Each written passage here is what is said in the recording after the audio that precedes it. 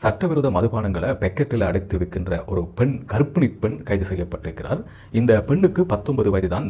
வெண்ணப்புவ பிரதேசத்தில் வைத்து கைது செய்யப்பட்டிருக்கிறார். தூர இடங்களுக்கு போற பஸ்களில் பணியாற்றுற ஊழியர்களுக்கு போய் இந்த பெக்கெட்டுகளை இந்த பெண் விட்டிருக்கிறார். இந்த பெண்ணை கைது செய்யற நேரத்தில் 96 கசிப்பு போத்தல்களையும் போலீசார் கைப்பற்றியிருக்கிறாங்க. பாதாள உலக கும்பலை சேர்ந்தவரும் போதைப்பொருள் கடத்தக்காரருமான செண்டோ என்பவனுடைய சகாவும் ஒரு பெண்ணும் கல்கிச குற்றப்புலனாய்வு பிரிவினரால கைது செய்யப்பட்டிருக்கிறாங்க. கைது செய்யப்பட்டவர்கள் யாருன்னா பொர்லஸ்கமுவ பகுதியைச் சேர்ந்த 31 வயதுடைய ஆணும், தெஹிவளை பகுதியைச் சேர்ந்த 19 வயதுடைய பெண்ணும் தான் கைது செய்யப்பட்டிருக்கிறாங்க. பதுளை ஹிந்தகுட கலுட்ரெயின் வீதியில ஒரு வீட்டினுடைய பக்கவாட்டு சுவரை கட்டிக்கொண்டிருந்த இருவர் மண் புதையலுக்குள்ள சிக்கி புதையுண்டு போயிருக்கிறாங்க. புதையுண்டவர்ல ஒருவர் இறந்து போயிருக்கிறார். மற்றவர் காப்பாற்றப்பட்டு பதுளை வைத்தியசாலையில் அனுமதிக்கப்பட்டு சிகிச்சை பெற்று வரார். பதுளை பசறை அக்கரத்தென்ன பகுதியில் கடந்த 27ஆம் தேதி இடம்பெற்ற ஒரு மண் சரிவில் சிக்கொண்டு காணாமல் போன ஒருவருடைய உடல் பாகங்களை போலீசார் மீட்டிருக்கிறாங்க. அக்கரத்தென்ன பகுதியில் வசிக்கும் 50 வயதுடைய ஒரு நபருடைய உடல் தான்.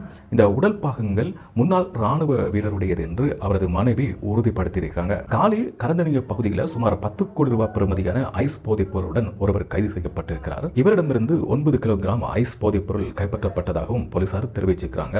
இலங்கையில் எதிர்வரும் 3 ஆண்டுகளில் 1000 மில்லியன் ரூபாய் செலவிட வேண்டியுள்ளதாக திரைசேரியினுடைய பிரதி செயலாளர் AK செனவரத்ன தெரிவித்திருக்கிறார். டித்வா புயலினால் ஏற்பட்ட சேதங்களுக்காகவும் நிவாரணப் பணிகளுக்காகவும் மீட்பு பணிகளுக்காகவும் தான் இந்த நிதி செலவிடப்பட உள்ளதாகவும், சேதமுற்ற பிரதான வீதிகளை அபிவிருத்தி செய்வதற்காக மாத்திரம் 115 பில்லியன் ரூபாய் செலவாகிறது அப்படின்னு அவர் சொல்லியிருந்தார்.